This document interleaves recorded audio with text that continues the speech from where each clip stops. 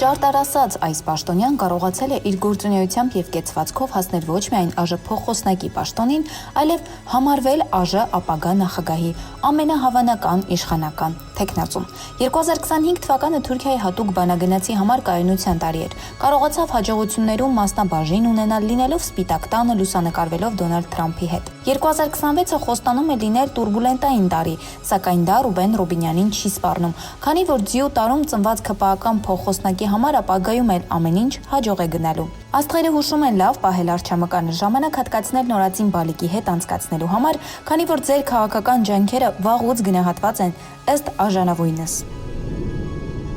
2026-ին ընդառաջ հումորային շարք, որը 15 տարի ժողովուրդ օրաթերթը պահում է որպես անխախտ ավանդույթ։